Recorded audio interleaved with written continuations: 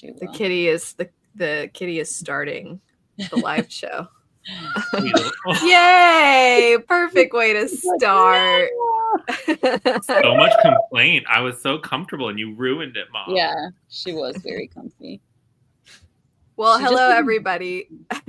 And would you like to introduce your new cat to anybody that hasn't seen? This is Ghost, aka Ghosty, with her little bald spots above her eyes that look like eyebrows. Yeah, oh, you're so sweet, huh?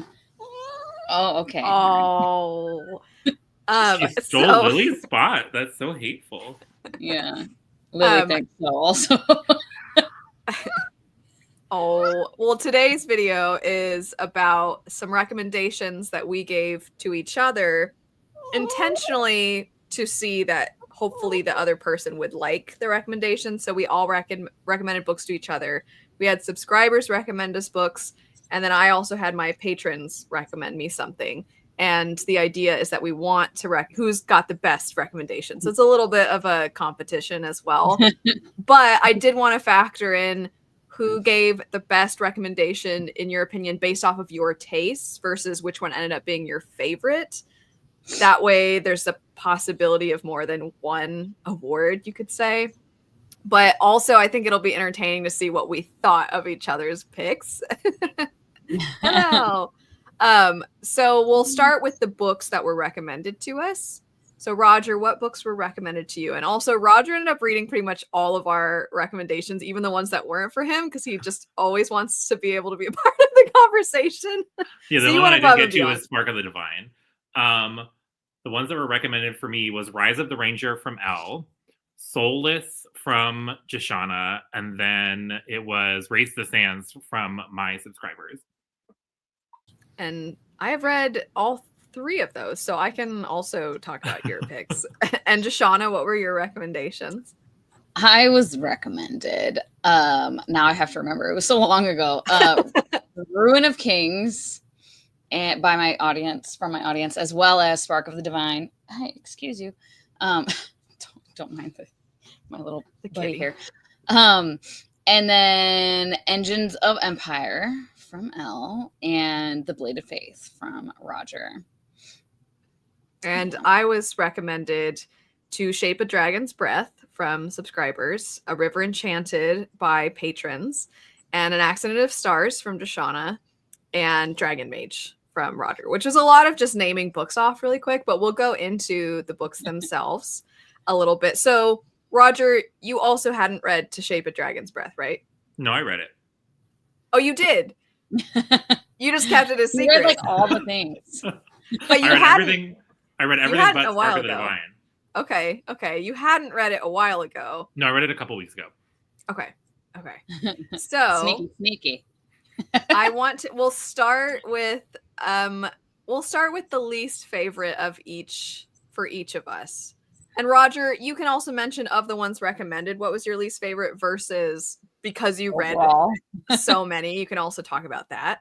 So which one ended up being your least favorite? And were there any that you just really found like, this didn't really work for me? Because some of them I could see you liked it well enough, but it just, of the ones recommended, wasn't necessarily your favorite. So what would you say were your least favorites? I'd say my least favorite that was recommended directly to me was Soulless. And that's mainly because I did the audiobook, which was a mistake, because it heightened the over-the-top Britishness to like the 9,000th degree, to the point where it was just like a little too cheesy for my liking. Because it already has that campy kind of early 2000s like urban fantasy flair, plus it's like historical adjacent, and it's much more romance heavy than most of the urban fantasy that I've read. But like the Britishness was just like, oh my god, I get it. You guys are in England. I get it. You're British. Especially because the author was like really leaning hard into it. It was like I was watching Downton Abbey or something, and that's just not necessarily my jam. I also listened to the audiobook. I kind of did immersion reading, so it was back and forth.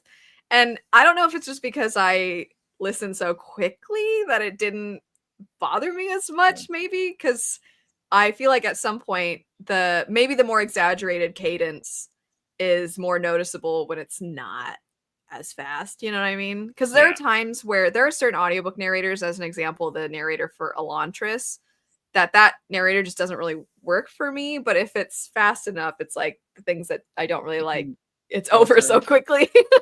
So it's less of a thing. So maybe that was why. Or maybe I just kind of liked the leaning into it element of it. But I will say, because I did read that one, not for this, but I read it around the same time, and I did have a lot of fun with it. It's one of my it was like I've never close, listened to the audio. but I could just tell. I think it was largely because the audiobook experience just dragged it down. So I will probably still continue the series at some point, just not without the audiobook. Because it felt like I was watching some really cheesy, like, hello, governor. And I was like, okay, I get it. I get it. Oh my God. Too funny. And then other than that, I think, God, there's so many of them. So I think my other least favorite is probably To Shape a Dragon's Breath. Oh, dare you. Sacrilege. And that's largely because of the world building. I don't like world building that feels like you're just misspelling real world places unless it definitely does that. Unless the point is it's like post-apocalyptic, or like that's the point, that it is this alternate history, and I didn't feel like it was supposed to be. I felt like she just took real cultures, real religions, and just changed names, kind of like Africa to Africa, Valhalla to Valhalla, and it started to feel like I was going into like just correction brain of like, that's not spelled correctly, and I like no, it definitely is. It's not hiding at all. It's basically alternate history. I just wish that it had gone for that. Like, be alternate history or historical fiction, or be fantasy, the kind of like in between blend. Words. Yeah, like call it Africa still, just like a different Africa or whatever. Yeah, and then like all the cultures were the same, because then like China was like Xiang Hong, like it was like literally the same thing, just with like weird naming, and I didn't like that. The world building was cool, especially the pieces when we started to see more of the like Native American style magic and how their culture does it versus how the like English, aka English, in the book do it. So there are elements that I liked, which is that world building. And there's another book that Joanna and I read together earlier this year that I won't mention, but like similar things where it's just like real world places that are just not, it's not really historical fantasy. It's just like they took the names for funsies, and I'm like, but just make your own world then. It was also in the map. If you look at the map at the front, it's the same. It's constructed exactly the same. Yeah, it's not hiding at all that it's basically our world. But there's to me, dragons. I don't know. For some reason, that strikes me as like, I don't want to be rude or like pedantic about it, but it feels like kind of lazy, because I'm like, either be historical fantasy and do our world for realsy, or do your historical fiction. Like, I know you talk about Tamara all the time. I haven't read it, but it's like the Napoleonic Wars, but with dragons. So if you did something like that. Or like, I think the reason it didn't bother me is because it almost feels like it's so obviously the same that it doesn't come across lazy to me, because, well, the world building itself and the magic is so intricate and interesting, but also the knowledge of history was there. So it was like just slightly changing the way things are spelled. I think if they had kept it the same, it wouldn't have really felt different to me, in a sense. Like, it wouldn't have mattered either way. But I get what you're saying about like, just call it English. You don't need to call it English. You know, like I completely. But there were elements of it that I like. I liked the like more animalistic style dragons. I always like a dragon bond. I always like some of those things. I do like a school setting. So there are elements that were like close. None of the books were bad for me. They were all like probably 3.5-ish or above. Just a couple, everything except for Spark of the Divine. Oh yeah, I didn't. Oh, I mean, it's not that I don't like it. I just didn't read it. I don't. That's not true. I hated House of Sky and Breath. That got a 1 star. That's true. That's an extreme, though. That makes its way into every conversation that the three of us have about books, no matter how unrelated the topic is. Or Ship of is it Destiny? Is that book 3? Or Assassin's Fate? The conclusion to the overall. There's plenty of books that I do actually hate. That's true. You just like way more than I do. I just go in with a more cheerful vibe, and I'm just like, I'm cheerful. I'm cheerful until they give me a reason not to be. You're more like, ugh, this writing. Do you even speak English, loser? Like, you're. Oh, shut up! I don't say that. Well, that's no fun. Stupid buffering. Oh God, too funny. well, Joanna. Oh, what my was yours? I mean, all of them were her least favorite. Well, She yeah, didn't like I DNF'd 2. Which ones? I DNF'd both of the audience recommendations. I DNF'd Ruin of Kings. Well, first I DNF'd Spark of the Divine, and then I was like, okay, Ruin of Kings was like the backup, and then I DNF'd that as well. I did give that like 50% though. Spark of the Divine, I DNF'd pretty quickly. I was just like, it's just not the vibe for me. Like, I just wasn't getting connected with it at all. I mean, aren't And they then I both like tried D&D style quest fantasy, which is kind of like your antithesis? Spark of the Divine is, I guess, and yeah, that's not typically my jam. But I don't know. I just was like, I don't care about anything that's happening. I wasn't like intrigued. That's a pretty applicable phrase for most things you did. Yeah, it's not usually because I'm like, I hate this. Oh, Yeah, there's something so problematic. I'm usually just like, I just don't give. I have no curiosity. My curiosity is not piqued with the characters or the plot. I'm just like, this is just going to be a thing I read. But then Rune of Kings I did give a while. Sorry, I just saw PJ's comment. I gave it like, I think 50%, and I just wasn't vibing with the way it was being told, the way the story was being told. Yeah, the narrative framework is weird in that one. With yeah, the two and timelines and the there was some other crap that annoyed me. What was annoying me? I don't remember. And then of the two that I did read, I didn't have anything I loved between Engines of Empire and The Blade of Faith, but I did like The Blade of Faith a little bit more, just because the characters in Engines of Empire. I'm so sorry, Al. Oh no, I don't read. Crazy. I don't like that series for the characters, and the reason I thought it would be a decent recommendation is because I know you talk a lot.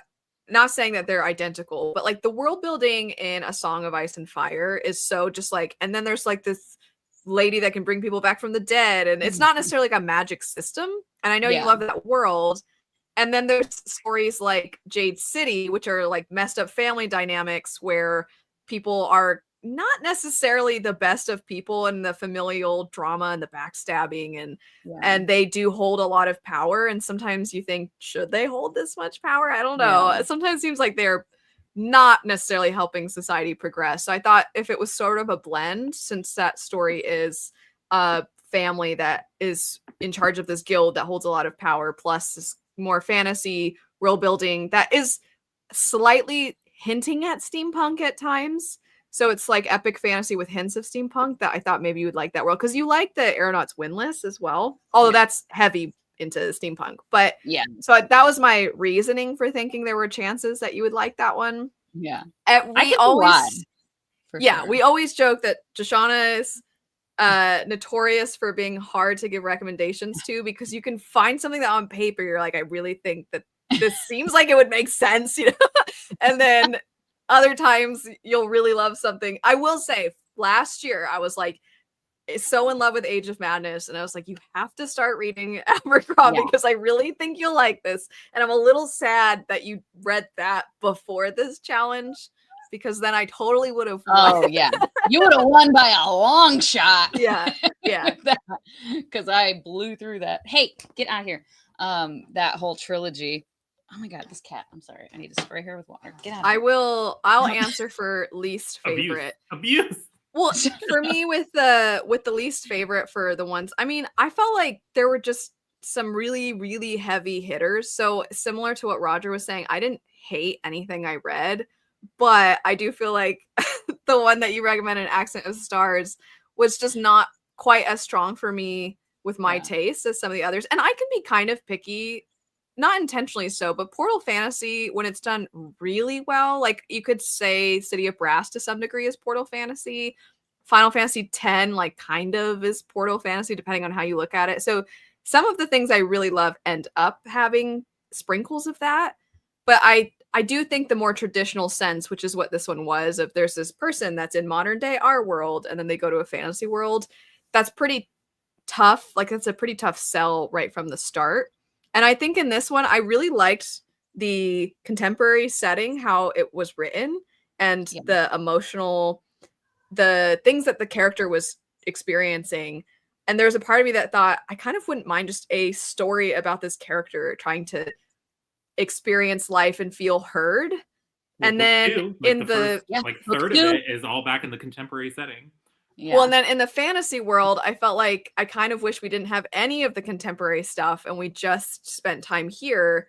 And we actually, because some of the world building elements were cool in theory and it was clear that they were thought out, but the application wasn't really as much there as I wanted. So then it was like, I kind of wish we had just either done epic fantasy or we had done a contemporary story. And I think it would have maybe worked a little bit more for me, but that's true for a lot of Portal fantasy. I think for my taste is that's just The a really blend. hard.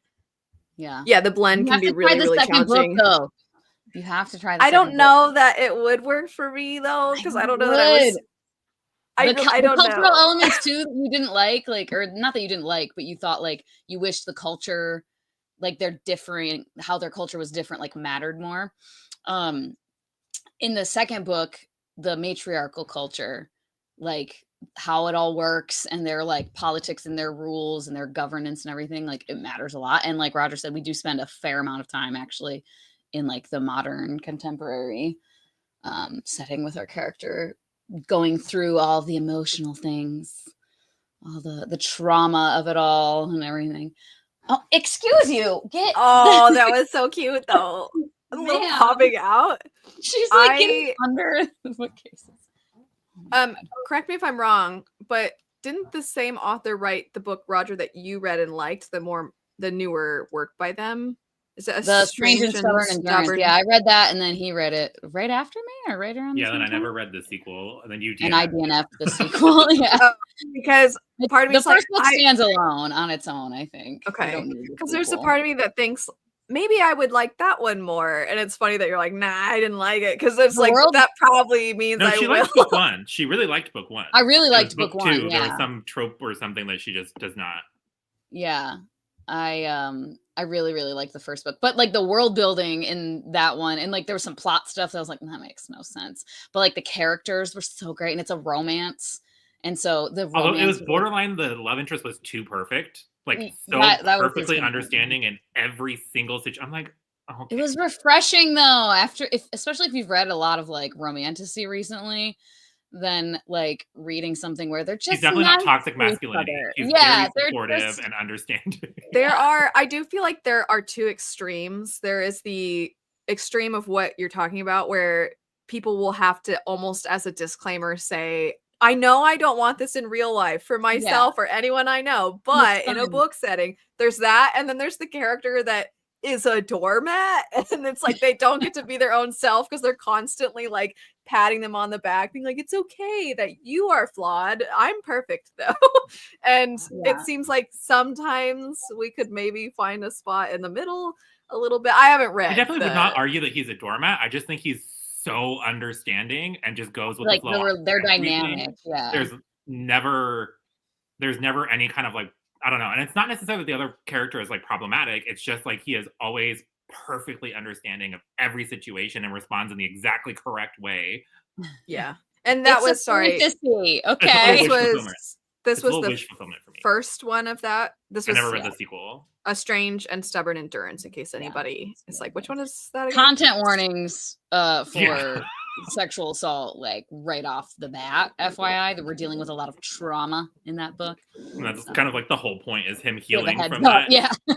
So this reminds me though of Winter's Orbit and how it's being described, which I don't think you've read.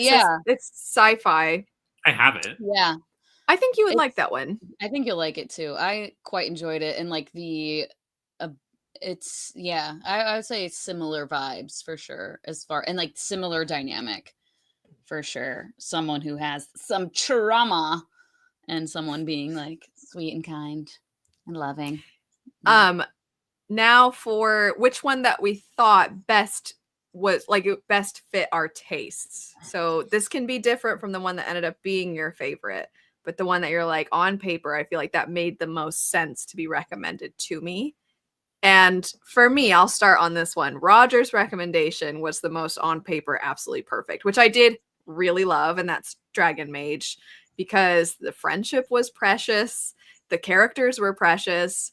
The amount of I just want them to be together, which then made me very invested in everything that was happening. I thought that the dragons, the concept was cool. It wasn't necessarily as a part of the story as maybe I actually thought it would be, because it kind of takes a while. It's a pretty long book.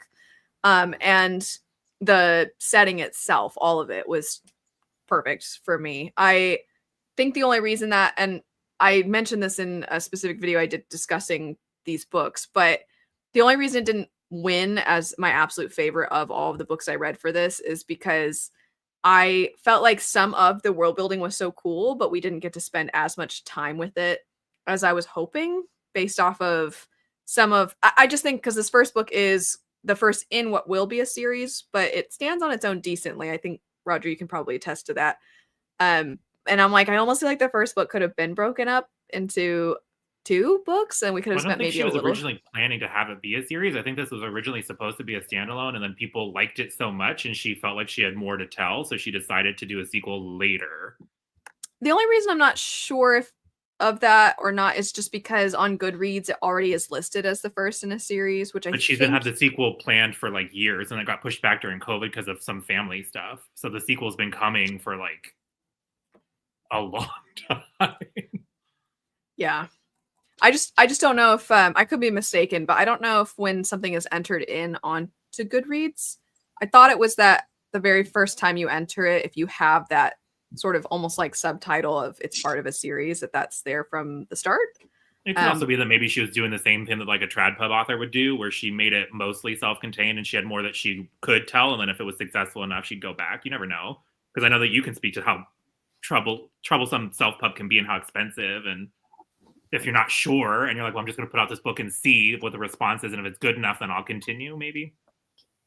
Yeah, it can be very challenging. It was really good though. I thought it was really good. It was just that I think certain parts I was like, I wish I had more, not that there was no context, but there's certain things that come up that you're like, I want to know more about this. I want It's this to okay. be. You can like paprika better. It's fine.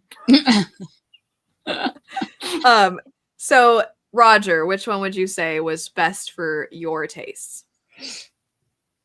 I don't know. I think both you and Joshana kind of nailed different parts of it, because Joshana's recommendation makes sense because I'm so obsessed with Nina Blake and it's been one of my favorite series forever. So that kind of urban fantasy vibe is very much something that I usually enjoy. But I also love classic adventure style D&D fantasy, which Rise of the Ranger kind of fits. So they're both kind of tied on that front for which one I think on paper. Race the Sands is like a racing story, and that would never really on paper be like, ooh, perfect. Let's race random things. Keyhawks.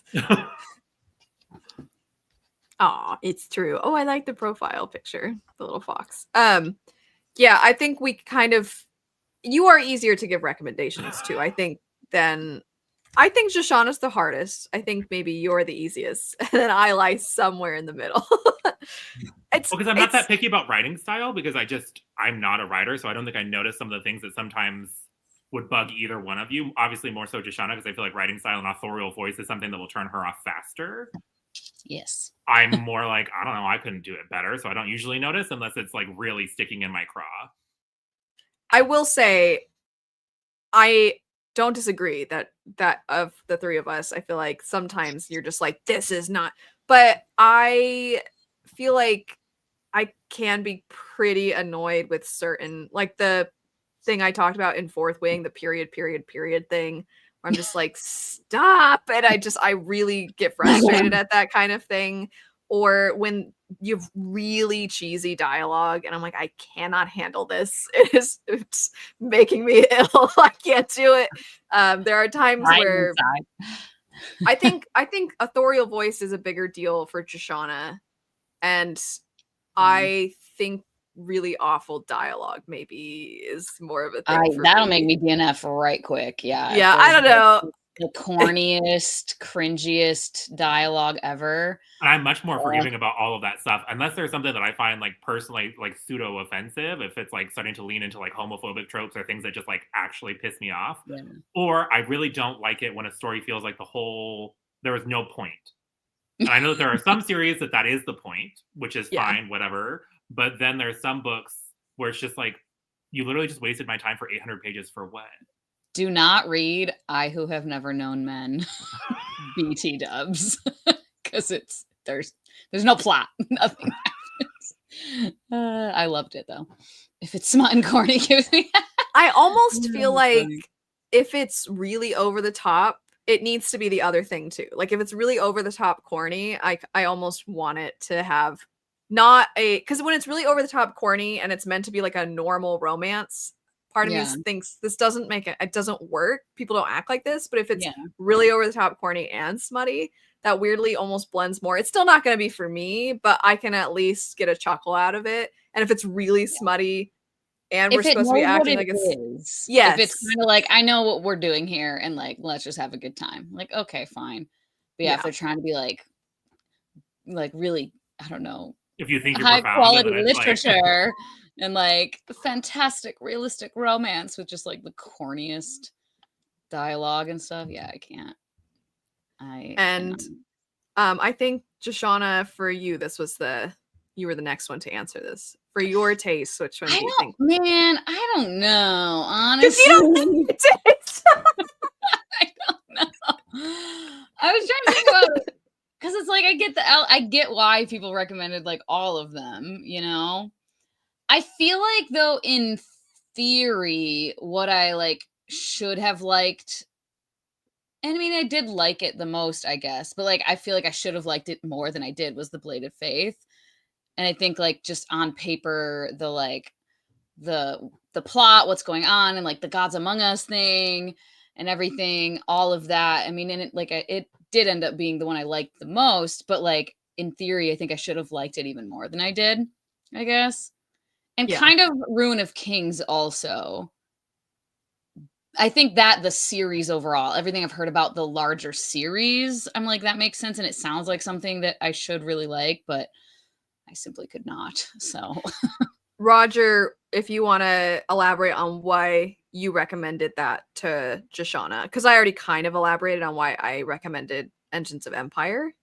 What was your reason well, she for? likes to claim that she is a plot-driven, lore-driven, world-building-driven reader, but that's only if some arbitrary thing about the writing style or authorial voice doesn't irritate or the her. characters too, because that one, the character, like, you were not complaining about Cyrus the way you were complaining about Fulren. No, that's why I rated the Blade of Faith higher. Barely, by You like didn't a annoy quarter me. star. Well, I also, because the world building, like, I liked the religion. It's element. a series. What are you know, I'm expecting it gonna all to be read- delivered up front? I'm gonna read this. It's right here. It's right there. But because No, because the your religious is like you think that you wanted more from the religion, blah blah blah. Yeah. Kind of like Elle wanted more from the Yeah. dynamics of the polyamorous. It just was like religion matters, but I'm like, well, why does it matter? Tell me. Well, it's a trilogy. Give me. So Well, I want. I guess we could say the same thing to Elle though. It's a duology, so Yeah, exactly. Yeah, but matter. I don't feel like one more book is enough. It's a little, especially if like 30% of it takes place in our world. That I'm like, then I'm still not probably going to get enough of what I want from this world that I think is really cool. No, but it was largely because I know that she loves gods or long-lived beings kind of manipulating things behind the scenes, and that becomes more apparent the further in the series you get. Yeah. That there are ancient beings that are hiding in plain sight because there is a psychotic god king who's trying to like overrun everything. So that's why there I are elements. So I also, the main character, I just like that type of character. The like, okay, you just don't like young boys coming into their own. It's fine. It's like the insecure hero who's like so very moral, and we're going to keep reminding you how good and moral he is by telling you how much he hates killing people, and he's always so distraught every time he kills people. I can, and but I'm then like, but then Accident of Stars, Saffron spends a significant chunk of time being traumatic about killing somebody. Be a killer. He's literally trained to be a killer. She's not. She's a little girl that's like, I'm just in this portal. He's a little boy whose parents were murdered in front of him. Yeah, and he's trained for years to be a killer. And like, he's all like, revenge. I have this deep-seated revenge. But then every time he kills like bad guys, he's like, it's still a death. I don't think it's that extreme, although I don't recall. I haven't read the first book in a long time. It drove me nuts. But yeah, so he like, if that was toned down a little bit, I think I would have probably rated it like 3.5, 3.75. But he just, and if it was like less, I think that's what it is when it like becomes a little too repetitive for my personal taste. Where I'm like, I get it. You've told me a lot of fighting, and you get battle fatigue easily. There's I did a like very rare author. Yeah, but I did like the fight scenes were like cinematic. So I think that also helped because there were a lot of them and I was a little like, okay, but they were cool at least, you know? So I was like, that's fine. I could see this in like a movie or something. Plus, the other reason is because it starts with a bang. Like there's literally zero time to get invested in anything. It literally starts with the coup and his parents being murdered in front of him and the gods being attacked. The gods are really cool too. Like they're just like cool descriptions of them and like they're real like beings or whatever. That's more Sanderson. That's UK Sanderson, US Sanderson. Or do the you ones that have Gal Gadot on the cover? It looks just like her. This is Keeper of the Lost Cities. Oh, that's that one. Also, yes. So I was sitting here like, if only I hadn't eaten popcorn for lunch. I could have had my popcorn right here. Oh Lord. No, I will say I'm trying to like the sequel more for sure. And I think I will. I want to back up, and it's more extreme than it is for me, but Joanna has had other books where if a character's like, oh, am I a bad person for this? And you're like, well, the person was beating you and it was self-defense, so no. She'll immediately basically Joanna, I feel like killing is not a problem.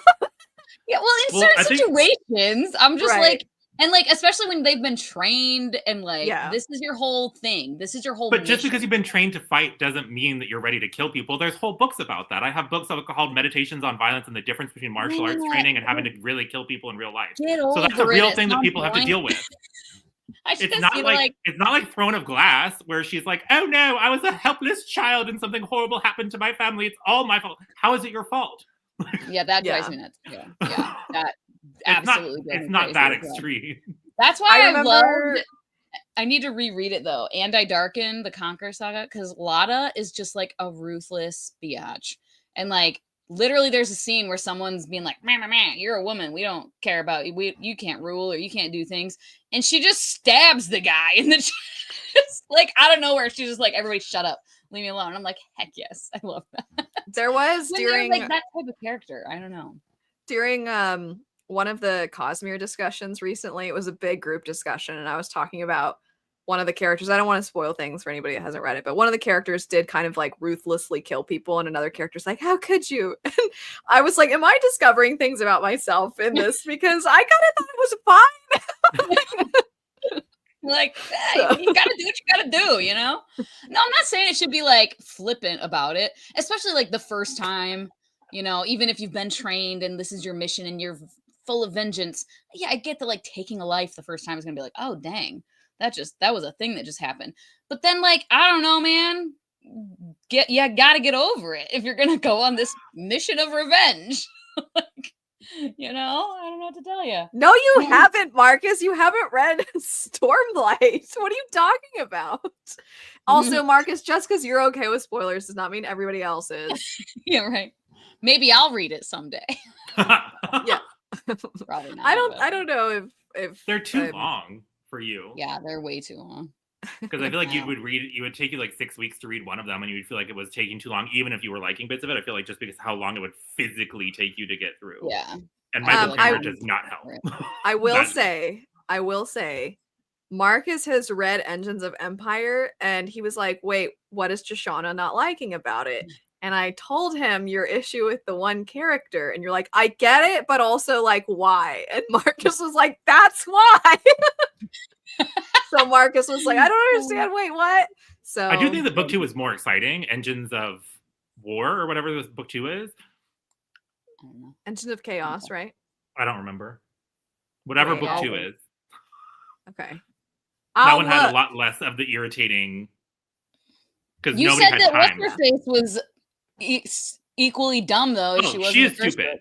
Whatever her name is, so the mom. dumb. She's a moron. Oh my god, yeah, she's like, I'm gonna trust you. Oh no, you betrayed me again. I'm gonna trust you.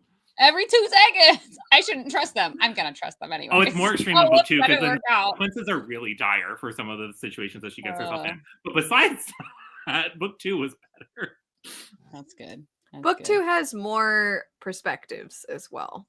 There's very much a kind of like the Hound dynamic, and I'm comparing it to Song of Ice and Fire again. There's a character that kind of reminds me of the Hound, and I guess I don't want to spoil things. Yeah, I was trying to like, how do I say this without saying the character's name? It's been out for a long time. I'm sure most people know. Vague. That's very vague, and yeah, a little bit. Except for the character that is kind of protective of a child. It's a really little child. It's a little bit different. So there's that, but it is kind of like a, well, what are they supposed to do situation.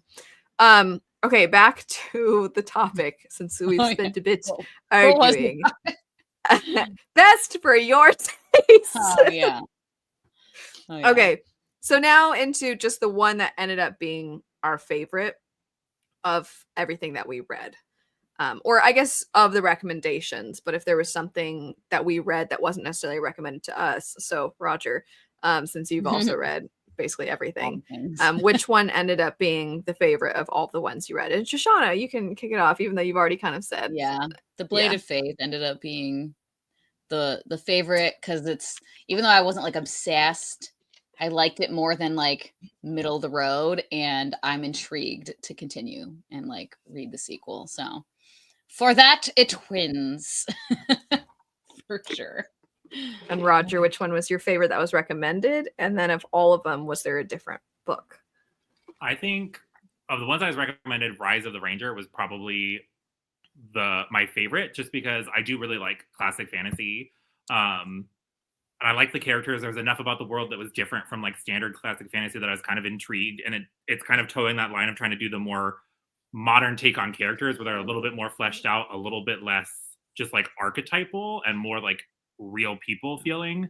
And then Race the Sands. Race the Sands would be amazing if it wasn't for the racing. I just don't care about the racing that much. And it's a significant portion of it. And then if Soulless might have been better than Race the Sands if I didn't read the audiobook. And then outside of that, I really liked the Manyfold World duology. I think book one was good, but it felt like a prologue and didn't really give me enough resolution for the things that I was interested in about the plot. It kind of felt like it just left in the middle of everything, and when stuff is really starting to hit the fan. But then when I read book two, the way that it concluded and the things that were brought in, I really loved the duology overall. And then similar vibes for A River Enchanted and whatever the sequel is. I didn't love book one. I thought the mystery was kind of boring and wasn't that interesting, and it was kind of exactly what you expected it to be. So I didn't like it that much. And obviously the mystery was a huge part of that story of like, where are these children? What's happening to these children? What's going on? But then book two focused a lot more on the spirits and other dynamics between the two kind of clashing cultures on the island. And I really liked book two. Do you think I should read any of the other ones that I didn't read? I can't predict anything. You can't even predict things. When you try to do a 5-star prediction, how often have you ever been successful? Didn't you used to do them way back in the day? I've done like 2 or 3 over the years. Has it ever been successful? Yeah, but I changed it to like 4 or 5-star predictions because I have like. Did Joanna finish the book? Yeah. I don't think you love mysteries, so I don't know that you would love a mystery. You might like River So Enchanted. I'll add for A River Enchanted that I felt like, not that I disagree that there is a mystery component, because there definitely is, but I almost felt like the focus was more on the effects of the people who have lost someone. So the not knowing and the I want to do like, how do you keep going with your day-to-day life when this young child is missing, and how do you function? And then you just have all this rage that you're trying to keep in, and there's nothing to direct it at, that kind of feeling.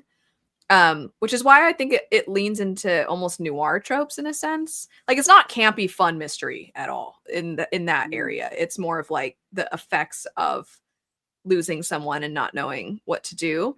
And I do think that there are a couple of romance subplots that one of them in particular is very different from what I've seen before, because the one individual is actually a widow and then was remarried. And so watching those two characters start to find a way to really care for one another, even though they've always cared, but just kind of going into that next step of, are they actually going to truly fall in love with each other? And I thought that was really interesting, because I feel like that's not usually a dynamic between couples. So I liked how it was done. and the characters felt different from each other. They're kind of moody, but in a way that I liked. So I enjoyed the story. And I'm it's just quite like, if you're gonna give me a atmospheric. mystery, I want you to give me like an interesting mystery with twists and stuff. I didn't really feel like it did that, and it wasn't the point.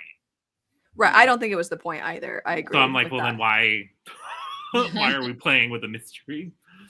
Just leave it out. It was just a vehicle to get him back on the island to explore difficult things with his Do family you and guys stuff. do you guys think I would like Dragon Mage? Yes. Maybe. I think so. I think you'll love the friendship. Unless you find something to be annoyed about in the writing style. That will be my caveat. I don't know. I don't think you will, because I don't think the writing style is necessarily particularly unique. I don't know that I would say I think the author has a super strong authorial voice, negative or positive. It's just kind of like the writing serves the characters and the plot well.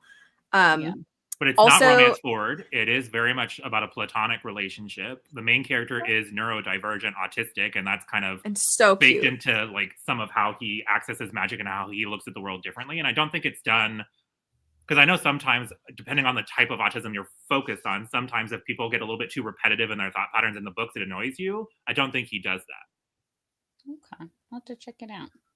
Because there was the spell shop, that character also some people really connected to in the way that Roger's describing, but in how it's written, I can see it being slightly not always relatable for other people, of course. So in this book, I think to Roger's point, it's a lot of it's shown through his actions. There's the occasional, because it's not necessarily too close of a third perspective.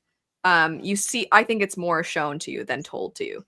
And the magic is brutal because the mages want to Yes. harvest the blood of people who can access magic because it's their only way to protect people from the rift. Because this rift basically puts demon type things into their world, and that's the only way they know how to protect themselves from it. And then like the other group of people are immune to their magic, so then you kind of have both sides, and then it's so I think you would like that aspect of it too, because you kind of like a little bit more intense of a magic system. And there are times where the plot, you think like, oh, now we're going to kind of dilly-dally for a while. And you're like, oh, never mind. Because you would think for a book that's that long, there would be fair amounts of cool down periods. And there's one part where there's a little bit of a time skip and you think like, okay, it's going to take us a while to get back to it. And it's like, no, that chapter, we're like back to things. So it doesn't waste its time either. I think you would like it. I think the first book's Really like long, 800. like, Dang, 800 or this is so 986 pages. No, that's not right. Not the physical anyway. That's crazy. The next time that you're at my house or I go to your house, I'm going to show you. I got the Kickstarter edition and it's so cool. oh, with the hidden foredge, yeah. Yeah, it's so cool. So if you slightly turn the pages, like if you open it, you can see that on the edges where usually people have painted edges because it just looks like this beautiful gold reflective. But if it's slightly tilted, you actually see an image. Oh, that's so cool. And like it's a different image if you flip the book the other way. It's really cool. That's fun. I wanted to acknowledge, so I agree that I thought the first book was stronger in Letters of Enchantment, but I still love that duology overall. I'm really excited to try A Fire Endless because I liked A River Enchanted, and I think I'll like the things, Roger, that you liked about the second book also. So I think that that'll work. You get more. You get more about the familial conflict between the two sides. You get more about the spirit world and what's really been happening. And it's just, there's not that trapping of a mystery that I felt like was kind of what was the point. Which worked for me, but yeah, I can see why it wasn't necessarily for you. So your favorite, though, back to that, was Rise of the Ranger for the classic fantasy, but with a hint more of diving into the characters. And you have not picked up book 2 yet, is that right? I have not. Empire of Dirt or whatever it is? No. Yeah, there's a character in that gets introduced that I really liked. So I think you'll like that too. And then that and Solus are the only series that I didn't continue because I read book 2 for the Engines of Empire. I read book 2 of the Manifold World. I read book 2 of the I had a lot of time because I started reading them in January or February. You read I kept waiting for the library copy of To Shape a Dragon's Breath to come in, but I was like, oh, I'm so close to being ready. I have the rest of them. But let's just listen to the audiobook. I don't realize how big or long books are if I just listen to the audiobook. Joanna's kind of picky about listening to audiobooks, especially for I will not pay attention. If it's my first time with a fantasy book, I will be lost in the sauce. I worked on a puzzle for pretty much the entirety of that audiobook.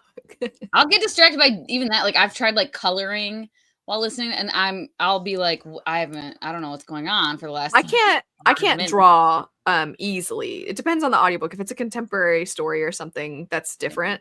I can draw and listen to a contemporary story, but I can't draw because there's something about like I'm so locked in with like, okay, I got to do the shading right here, and I got to.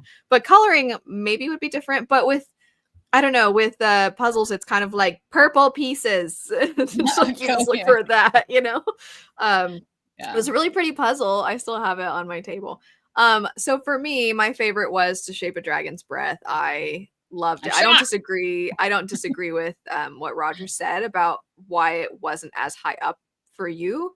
But those things didn't bother you. Yeah, they didn't have a negative impact at all. I feel like it was not trying to hide it. I think if it was like trying to be sneaky and it wasn't sneaky, you'd be like, I mean, we all know what you're saying. I also like other authors get slammed sometimes. Like I've seen it before, and you don't do it, but like on Twitter and stuff, when they feel like people are culturally appropriating other cultures and just changing names and not even necessarily getting things super accurate. And I don't know that she didn't get things accurate, but like especially with how much she leaned on Norse mythology and then just like changed the names. I feel like other authors that would be considered disrespectful to the culture it came from. Yeah. I think it was the amount of care that was put into it and knowledge, because I don't disagree with the idea of like just I think a good example is there's so many authors for so long that will do a fantasy land that's like vaguely European and people can kind of like, you know, I feel like we've had that happen so much, but then they'll be like, oh, and then that like sandy area over there with the like those people wear this kind of clothing, and it's like not elaborated on. They wear turbans in the sand. Yeah. And those characters, the way they're portrayed, you're like, oh, you know, very uncomfortable. And I don't think that that's how that felt, because everybody had, especially her friend. I mean, she has a number of friends in that book, but the one that she ends up. Oh, I don't want to say too much because I don't want to spoil things. But the one who has had a different upbringing from her, despite the fact that they could have had a similar upbringing to her, that character, I just felt like that's a good example of like just how different things can be for. I just think everybody was represented well. I understood where everybody was coming from and why they were shaped by their environment. And especially because they're so young, you're like, there's a chance for you to see what's going on around you. And then also, but Roger, I want to ask you, do you feel like, because I felt like it took a lot of the same, not that it took from it, but it had a lot of similar themes to Babel, except for I liked the way it explored it, because it even had certain characters that were similar to some of the characters in Babel, but I felt like this one dug a little bit deeper. I think Blood Over Brighthaven did the best of this type of story for me. I mean, I love Blood Over Brighthaven, so I think that I read that around a similar time, like a few weeks before I read this, and it felt like a similar story, and I just liked that one so much better because it was also a cool world, unique things that were thought through, and like it was just different.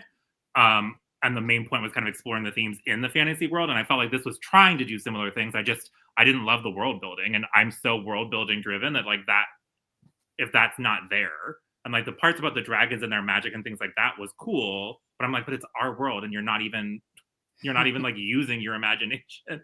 You're just misspelling. Wanted more imagination behind it. I think there's so much that is innovative about the magic system and the dragons and how it connects to the different cultures and the like storytelling. Yeah, and like there's different chapters that are. I don't know if I saw enough of it that I would feel that way, because like.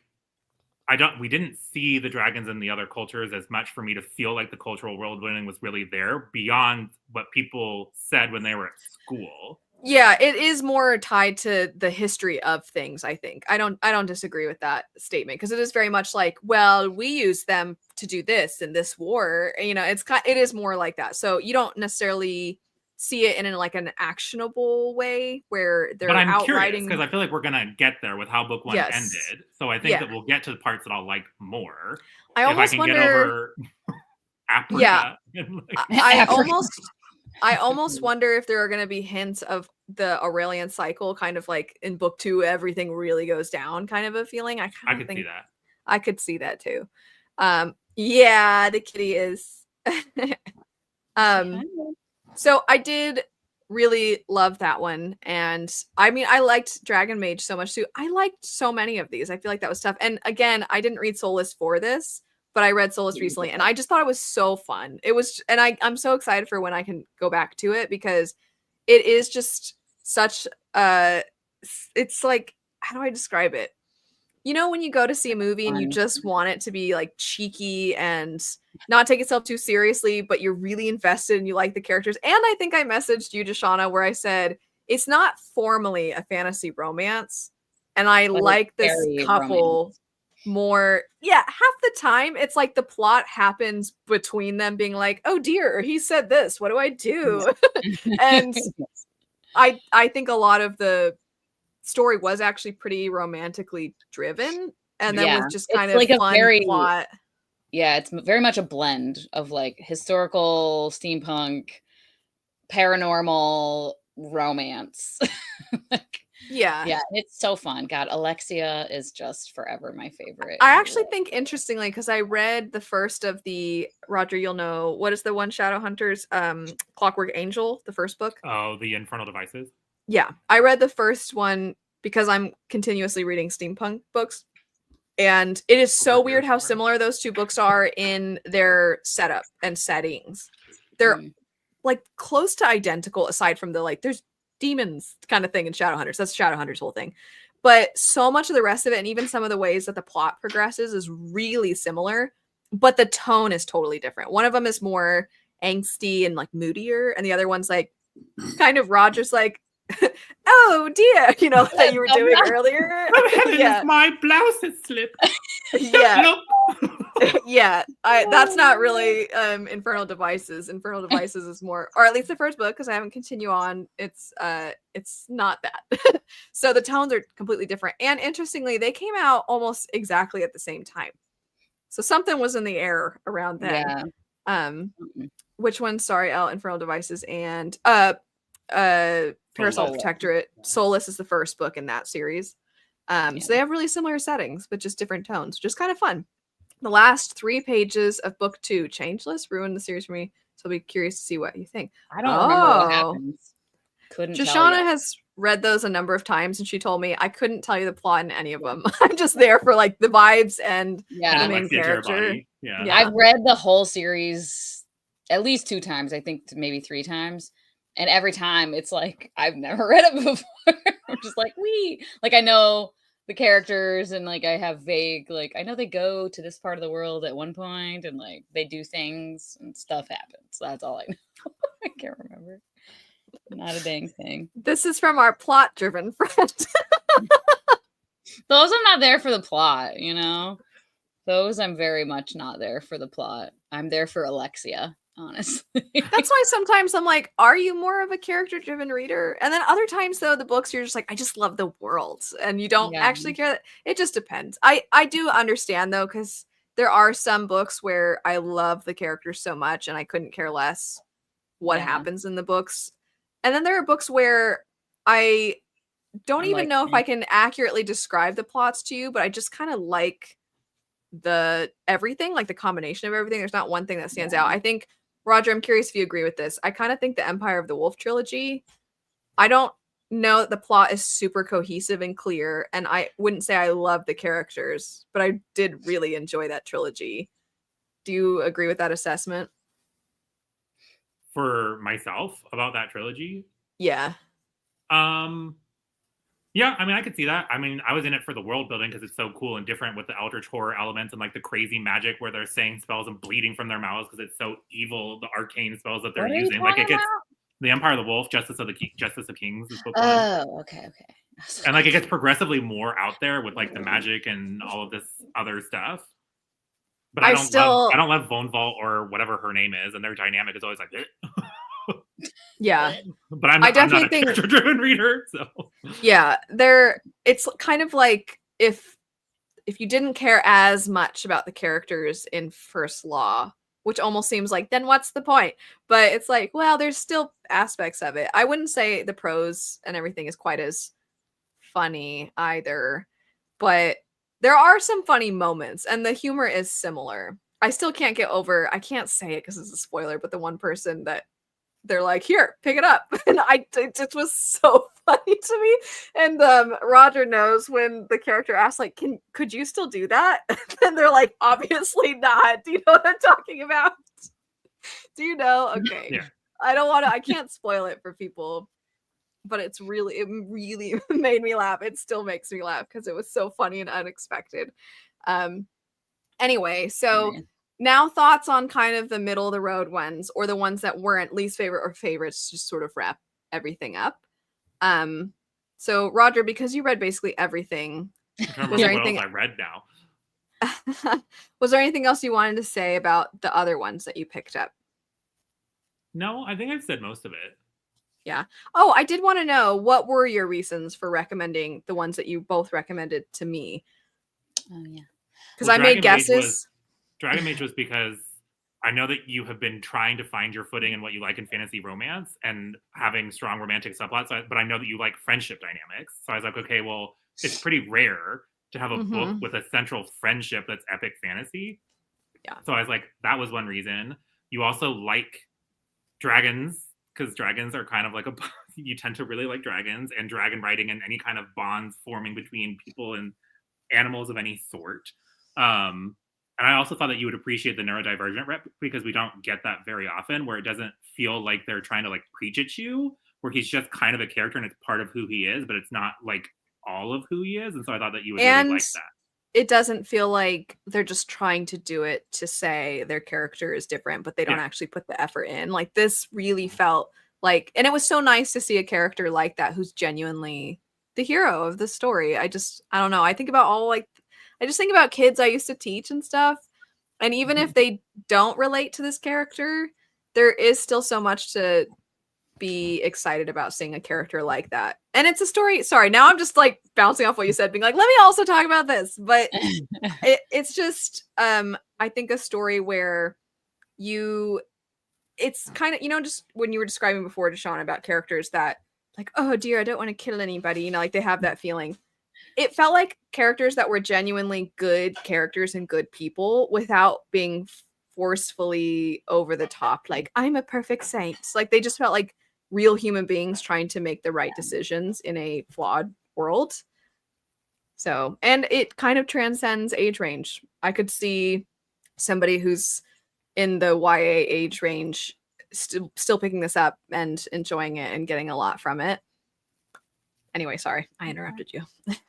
No, I finished. Now it's Joanna's turn. Why did you recommend Manyfold? Yeah, I mean, I feel like I suck at recommending things also, just in general. That's why I don't do a lot of like recommending books on my channel, because I'm like, I don't know. Like, I don't know if you'll like it. Probably because I'm the way I am, where I don't know if I'm gonna like things. But I felt like you would like the thematic stuff that's like a little more serious and like emotional that our main character is going through, and like Roger and I tell, oh, the baby, little face. I love her. She was waiting for Spankies, but she's not going to get it right now because it's too loud for the live show. She's like, hello. But like, yeah, Roger and I talked about that when he read it, and I reread it right like around the same time or at the same time that you read it, Roger. Yeah. I don't remember. And talking about like the character who, the portal fantasy where she's like, woo, I'm in a new world. And like, it wasn't just all like, oh, yay, fun. Right. It was like, holy crap, what is happening? I don't speak the language. I don't, yeah. Yeah, like the very, like how that would actually probably feel, not just like, yay, adventure. It's like, this is traumatic and what is happening? And the stuff, like you said, in the real world, which you did like, there just wasn't enough of it, of like her frustrations with, being a woman in this world, being a girl and a teenage girl in this world. And I thought like just the epic world building, like I was like, I think she would probably get down with this. There's some dragon stuff, but like not a lot. There's more in the second book, but okay, I have to say there was a part of me that's like, wait, I was like, don't tell me the thing is about to be a dragon, because it just feels like it's so out of nowhere. And then it was, I was like, where did this come from? Yeah, you got to get to the second book. There's the explanation. But But yeah, I don't know. That was basically mostly like the thematic stuff and like just that it was like a really cool, like uniquely developed world. I was like, This definitely feels like might an author stand that. where maybe this first, because I think this was their debut, that I could absolutely see later on being like, oh, I really, really like this author, but this one maybe just didn't quite click. Like everything wasn't dialed in to my taste All the anyway. things, But I yeah. do feel like another author that this happened with for me was Julie Kagawa, which actually Roger just recently read some Shadow of the Fox, which I think is just so fun. It's such a fun action adventure story. And after reading that, I was like, well, they're really known for their Iron Fae story. So then I went and read the first book of that. And I was like, oh, I don't like this. I liked it right at the beginning. And then once it progressed, I was like, no, because it actually does almost exactly what you're describing Manifold not doing, which is that it kind of is revealed that there's all these other things. And the character's like, oh, okay, I guess this is how the world is. And also there's a Fae prince and I'm in love with it. And you're just like, what's happening? What is happening? So I didn't really care for that one. So that was an instance of like when I read the earlier work, it didn't really work for me, but I really quite enjoyed the Shadow of the Also, Fox when I trilogy. finished The Manifold Worlds, was convinced you would like it because you love sitting with characters as they process what has gone on and what has happened to them. And we get a lot of Saffron doing that. Wait, with what? Why? With Shadow of the Fox? You can pick it with Roger too, because Roger liked I've read the whole trilogy. I'm just rereading it. There's a whole patron discussion, spoiler discussion for it on Patreon for Shadow of the Fox. Oh, it is so good. Oh, okay. Good. He's like, are we going to have to fight? Am I going to have to hide you from channel? Oh, good. No, I wouldn't. But yes, I can definitely see this. I mean, I'll say if the first thing I had ever read by Sanderson was Steelheart, I would probably be like, I don't know if I want to pick up anything else by Sanderson because I really didn't like Steelheart at all. That's his weird superhero one, right? It is. Yeah, it's yeah. I've never bothered. I haven't even tried it. It's a little too much like, well, the mind of a teenage boy is like, it's unavoidable that they're gonna just only think of the girls around them and like, oh my gosh, they're like so hot kind of way. And I'm just like, no, not this. No, thank you. Please no. No. So did you continue on? Was it your first and last? That's it with Guy. Is it? I always am unsure if it's Gabriel or Gabriel, but Guy Gabriel K. I picked up one of their books and I really, really didn't like it. And I haven't picked up anything since, but I've heard really good things. Oh, you liked Frugal Wizard. Interesting. Frugal Wizard is one of my least favorites. So it'd be better as a movie.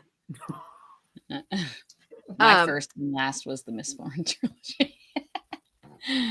Which is I feel like that means you're not a Sanderson person. Well, I mean, there's nothing about his writing style or authorial voice because he intentionally tries to not do that. He tries to not have his writing itself be the point.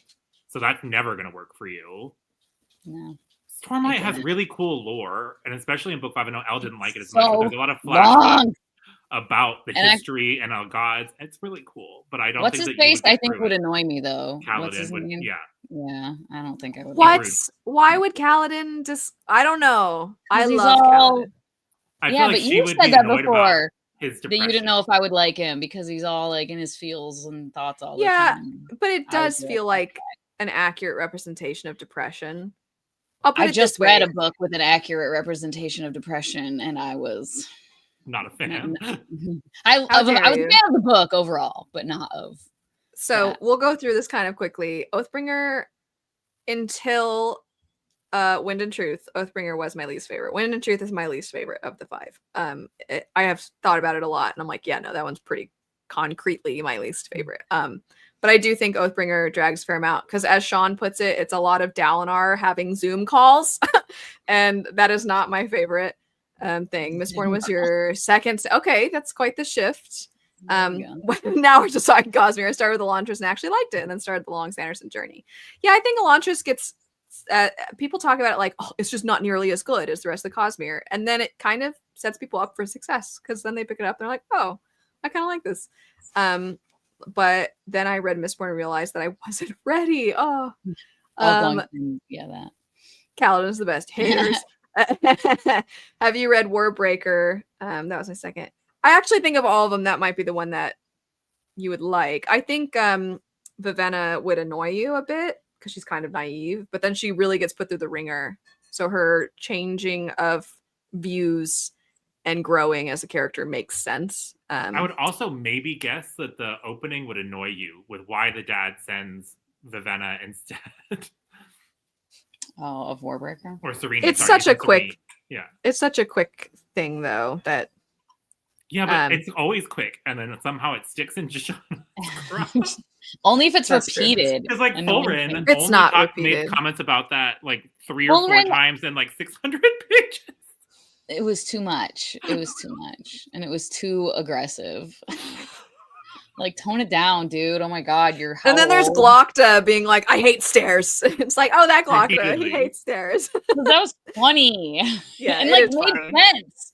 To me, it made sense logically in my brain that this character But was I like feel this. I will say, I think the Fulren reasoning makes sense. But if you don't think that, then you know, then you don't think that. To the degree with which he felt his hatred did not make sense. I was like, tone it down a little bit. Like, geez, Louise. That's all. Well, we are starting to like talk about the Cosmere and Joanna, what sticks in her head. So I think that means we've come to a conclusion. This video is in part a fundraiser for charity. So there should be a donate for the St. Jude's Children's Research. So if anybody would like to donate to that, that is what World Hoppers is all about, is raising money for charity. So we're trying the actually making something a charity video. So if you would like to do that, please do. Oh yay, Temeraire. Temeraire is so cute. But anyway, I need to read the rest. It's been so long.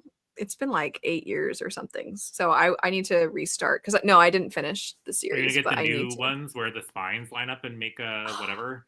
If I end up really loving the entirety of the trilogy, I might, because I do love that. I think it looks really cool. But anyway, thanks everybody who joined for the live itself. It was lots of fun. And thanks to the kitties for joining. Luna Bear was here. I just can't pick her up and show her. She's a little large.